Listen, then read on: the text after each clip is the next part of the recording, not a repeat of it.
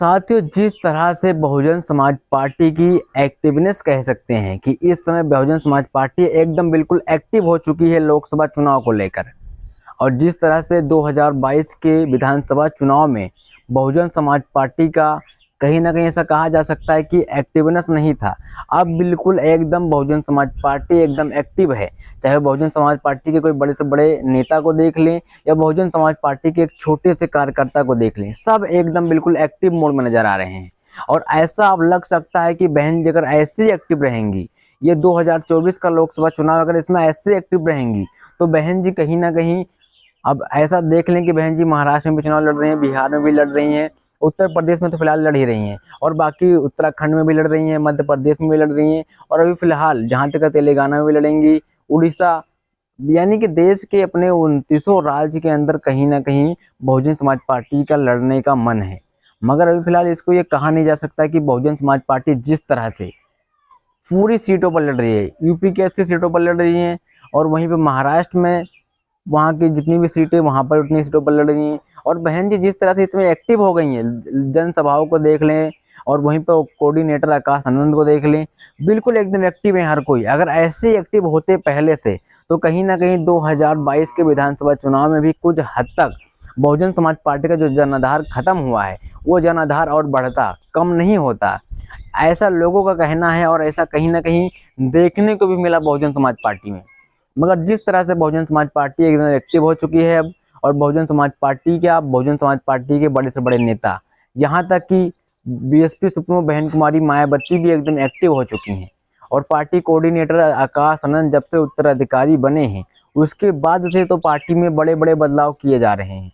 और उसके बाद से पार्टी को सोशल मीडिया यानी यूट्यूब, फेसबुक, इंस्टाग्राम, ट्विटर, इन जगहों पे भी काफ़ी अपलोड किया जा रहा है और काफ़ी शेयर किया जा रहा है। और काफ़ी वहाँ पर भी जहाँ पर मतलब बड़ी बड़ी पार्टियाँ जैसे बीजेपी देख लें, कांग्रेस देख रहे हैं, ये पार्टियाँ जो कि सोशल मीडिया पर भी थी कुछ हद तक, उस हद तक वहाँ पे बहुजन समाज पार्टी नहीं थी।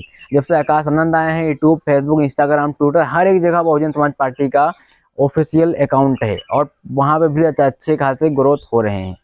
और साथियों, अभी हाल फिलहाल में आकाश आनंद ने अभी 2 दिन पहले ही अपने व्हाट्सएप चैनल भी स्टार्ट किया है।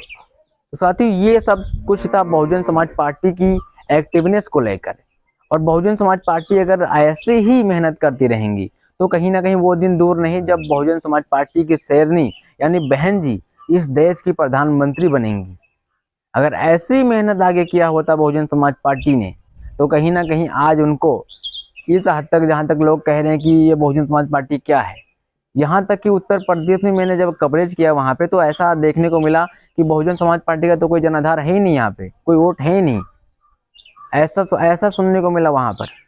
ऐसा क्यों मिला? क्योंकि जब बहन जी यूपी की 4 बार सीएम रह चुकी हैं, एक बार नहीं 4 बार, बड़ी बात होती है भाई 4 बार सीएम होने रहना, और इतने बड़े प्रदेश में। उसके बाद जब यहाँ के 4 बार सीएम रही, उसके बाद एकदम से 2012 के बाद बहुजन समाज पार्टी सत्ता से चली गई यूपी में। उसके बाद से 2012 से 17 तक देख लें, फिर 17 से 22 तक देख लें, यानी 10 साल हो गए, 22 तक हुए। 12 साल के अंदर बहुजन समाज पार्टी का जन आधार कहीं ना कहीं डाउन ही हुआ है। वो क्यों हुआ है? क्योंकि बहुजन समाज पार्टी को ऐसा लगना लगा कहीं ना कहीं कि ये तो हमारा ही है, हम इसको जब चाहें अपने आपस में अपने पास ले लें। मगर जब बहुजन समाज पार्टी का जनाधार खत्म हुआ, तो कहीं ना कहीं बहुजन समाज पार्टी ने अपने उत्तराधिकारी आकाश आनंद को लिया। उसके बाद से पार्टी में कई बड़े बड़े बदलाव किया गया। उसके बाद से पार्टी में कोई सुधार हुआ। उसके बाद से पार्टी, अभी आकाश आनंद भी बयान में कह रहे हैं कि पार्टी को हम पहले जैसा ही करना चाहते हैं, वैसा ही एक्टिवनेस करना चाहते हैं। और अगर ऐसे ही रहा बहुजन समाज पार्टी में, तो कहीं ना कहीं बहुजन समाज पार्टी बीजेपी क्या, कांग्रेस क्या, इनको भी तोड़ आगे निकलेगी। क्योंकि बहुजनों की पार्टी है वो, बहुजन हिताई, बहुजन सुखाई पार्टी है वो। इससे और बहुजन समाज पार्टी ने अपने पिछले 4 बार के मुख्यमंत्री कार्यकाल में एक से एक अच्छा से अच्छा प्रदर्शन करके दिखाया है। आकाश आनंद जी तो यहाँ तक भी कह रहे हैं कि बहुजन समाज पार्टी का आप वो देख लीजिए मुद्दा, जिस मुद्दों पर उन्होंने चुनाव लड़ा, और वो बाकी जो उन्होंने काम किया उस काम को बताते हैं। और बीजेपी का शासनकाल देख लीजिए 2014 से 2024 तक, यानी साल हो गए, 10 सालों में बीजेपी का क्या से कहां तक बीजेपी पहुंच गई है। महंगाई देख लें, बेरोजगारी देख लें, गरीबी देख लें, सही मुद्दों को लेकर। तो साथ ही इस वीडियो में इतना ही था कि बहुजन समाज पार्टी के आखिरकार जो लोग कह रहे थे कि जनाधार खत्म हो गया है, उनको हम सीधा जवाब देना चाहते थे। बहुजन समाज पार्टी का एक्टिवनेस उन्हें बताना चाहते थे। साथ ही इस वीडियो में इतना ही। आपको